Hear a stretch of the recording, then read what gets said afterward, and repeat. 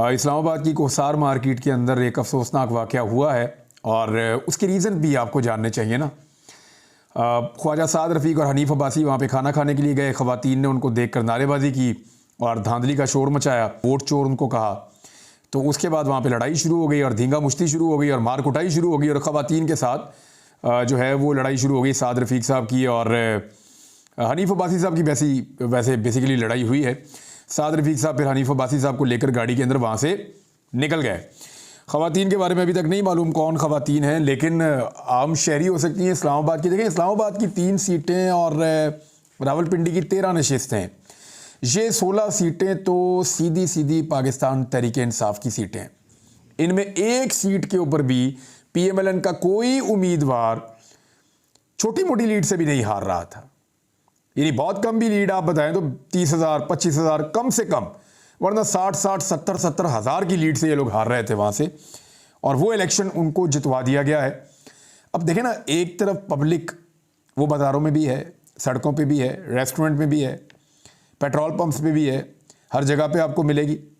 और उस पब्लिक को पता है कि हमने वोट डाला था किसी और को, इनको ज़बरदस्ती जिता दिया गया है, तो वो आपको देख कर फिर रिएक्ट करेंगे।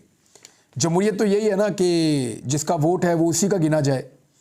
अब जब ज़बरदस्ती लोगों को मुसल्लत किया जाएगा, जब ज़बरदस्ती लोगों को लाकर उनकी हुकूमत बनाई जाएगी, तो जो आम पब्लिक है वो बेचारी रिएक्शन देने के अलावा कुछ और नहीं कर सकती। तो ये अफसोसनाक वाक़या है। ऐसे वाक़यात नहीं होने चाहिए, लेकिन इन वाक़यात को रोकने का जो सबसे आसान और बेसिक तरीका है वो क्या है? वो ये है कि लोगों ने जिसको वोट दिया उसकी जीत का नोटिफिकेशन जारी कर दिया जाए। सादा चीज़ ये है, इसके अलावा दूसरा हल कोई नहीं है। अच्छा जी, ब्यूरोक्रेसी का एक बड़ा इम्तिहान शुरू हो गया है और जो ROs बने थे, जो लोग प्रिजाइडिंग ऑफिसर्स बने थे, उनके ऊपर बहुत ज़्यादा दबाव है। कुछ प्रिजाइडिंग ऑफिसर्स ने मेरे साथ रब्ता किया 2-3 शहरों से। वो कह रहे हैं जी हम आपको बताना चाहते हैं कि हमसे क्या काम लिया गया और किस तरीके से लिया गया और ये धांधली किस तरह हुई है। अब लोग आगे बढ़ के बता रहे हैं, ROs जो हैं वो भी छुपते छुपाते कहीं ना कहीं इन्फॉर्मेशन लीक कर रहे हैं, बता रहे हैं कि उनके ऊपर कितना दबाव था और किस तरह दबाव था। अब ये मामला दबने वाला है नहीं, ये जहां ख़त्म होगा नहीं, क्योंकि इससे पहले निज़ाम को इतने गंदे और नंगे तरीके से कभी इस्तेमाल नहीं किया गया जैसे अब इस्तेमाल किया गया है। पाकिस्तान में सोशल मीडिया, ख़ास तौर पे ट्विटर बंद है और उस ट्विटर को वज़ीर-ए-आज़म पाकिस्तान इस्तेमाल करता है VPN लगा के। अंदाज़ा कीजिए आप, हुकूमत ट्विटर को बंद करती है और ट्विटर को इस्तेमाल करता है पाकिस्तान का वज़ीर-ए-आज़म, और कैसे करता है? VPN लगा के।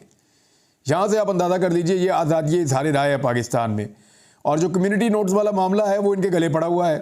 पहले झूठ बोल देते हैं, झूठ लिख देते हैं, फिर वो झूठ पकड़ा जाता है और ट्विटर जो है वो उसको आइडेंटिफाई करके छोड़ देता है। ये एक अजीबोगरीब चीज़ आ गई है ट्विटर पे।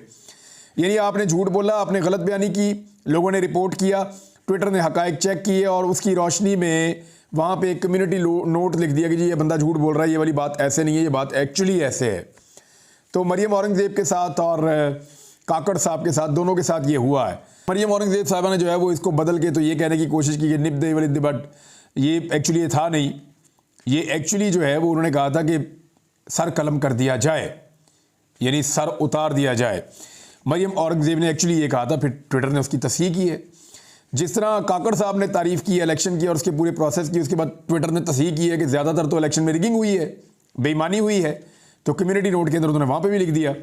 अब ब्यूरोक्रेसी के लिए प्रॉब्लम ये है कि समाजी दबाव बढ़ता जा रहा है। यानी मैं सिद्दीक जान की एक यहाँ पे ट्वीट है, उसको आपको मैं कोट करके पढ़ के सुना देता हूँ। उसने बहुत अच्छा एक्सप्लेन किया है इस सारे मामले को। कुछ चीज़ें इसके अंदर मैं ऐड भी कर दूँगा। ट्विटर क्यों बंद है? ट्विटर बंद होने की 2 वजूहात हैं। एक तो ये है कि लियाकत चट्टा ने धांधली का एतराफ़ करते हुए कहा कि उन पर सोशल मीडिया का भी दबाव था, इसलिए सोचा गया कि सोशल मीडिया के सबब जो सबसे मौसर ऐप है ट्विटर, उसको डाउन कर दिया जाए, इससे पहले कि सोशल मीडिया पर माहौल गर्म रहे और किसी और का ज़मीर जाग जाए। लेकिन दूसरी असल वजह यह है कि पाकिस्तान तहरीक इंसाफ ने हर ज़िले के DRO और हर हलके के RO का नाम और तस्वीर सोशल मीडिया पर डाल दी हैं, जिसके बाद बहुत से लोग इन ब्यूरोक्रेट्स की फैमिली का बता रहे हैं कि इसका भाई फ़लाँ है, इसका बाप फ़लाँ है, इसका कज़न फ़लाँ है, ये फ़लाँ जगह का रहने वाला है, इनका कारोबार फ़लाँ है। इसी के साथ इन ब्यूरोक्रेट्स के ख़िलाफ़ सोशल बाइकआउट की मुहिम भी ज़ोर पकड़ चुकी है। इस पर ब्यूरोक्रेट्स ने हाथ खड़े करना शुरू कर दिए हैं। ब्यूरोक्रेट्स ने जो शिकायत की हैं इनमें से सिर्फ 2 सुन लीजिए। ये 2 शिकायतें हैं और ये अपने सोर्स के ज़रिए से बता रहे हैं सिद्दीक जान साहब। इन शिकायतों से आपको आइडिया हो जाएगा कि होने क्या वाला है या क्या हो रहा है इनके साथ। एक ब्यूरोक्रेट के मुताबिक इसको अपने बच्चे स्कूल से निकलवाने पड़ गए क्योंकि दूसरे बच्चे कह रहे थे कि तुम्हारे अब्बू ने ज़्यादती की है और तुम्हारे अब्बू अच्छे इंसान नहीं हैं, और बच्चे स्कूल से निकलवा दिए। उसने कहा जी दूसरे शहर में जाऊंगा और वहाँ पे बच्चे दाखिल करवाऊंगा। एक और ब्यूरोक्रेट ने कहा कि उनके वालिद घर के पास वाली मस्जिद में नमाज़ पढ़ते थे और वहाँ पे लोगों के तल्ख सवालात का सामना करना पड़ा, अब वो मस्जिद नहीं जा पा रहे।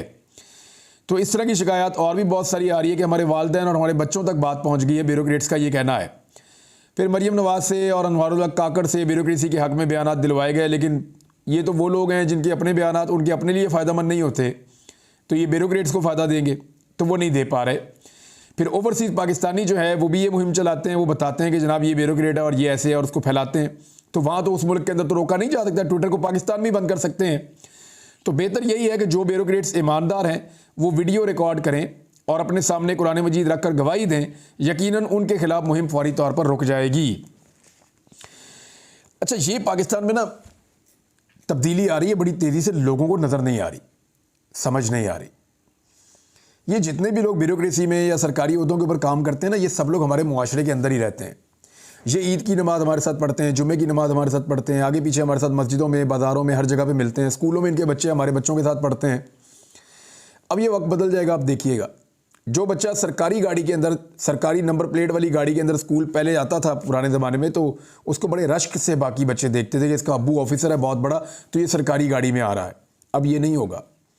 अब बच्चे छेड़ेंगे, चिढ़ाएंगे कि तू हमारी गाड़ी में आ रहा है, हमने तेरे बाप को ये गाड़ी दी है अमानतन, सरकारी काम करने के लिए, हमारी खिदमत करने के लिए, पेट्रोल के पैसे हम देते हैं, तू और तेरा बाप हमारे पैसों का गलत इस्तेमाल कर रहे हैं। ये होगा पाकिस्तान में, आप देखिएगा। ये जो औरतें बाज़ारों में निकल जाती हैं ना सरकारी गाड़ियां लेके शॉपिंग करने के लिए सरकारी मुलाजिमीन के साथ, इनको बाज़ारों के अंदर देखना इनके साथ क्या होगा। लोग इन्हें कहेंगे कि आप सरकारी गाड़ी में शॉपिंग करने क्यों आ गई हैं जी, ये तो हमारी गाड़ी है। मुझे याद आ गया, थोड़े दिन पहले मैं एक जगह शिकार खेलने के लिए गया, तो वहाँ पे एक गाड़ी के अंदर लोग शिकार खेल रहे थे, कुत्ते भी बीच में बिठाए हुए थे और गनशन भी, और वो सरकारी गाड़ी थी किसी डीपीओ की, पुलिस वाले की, ऊपर नीली बत्ती भी लगाई हुई है, हरी नंबर प्लेट भी है। वो वहाँ पे डट के शिकार खेल रहे थे और उस एरिया में खेल रहे थे जहाँ पे मना किया गया था, और उनको कोई रोक नहीं पा रहा था। उनके साथ गनमैन भी थे और सरकारी बंदे थे।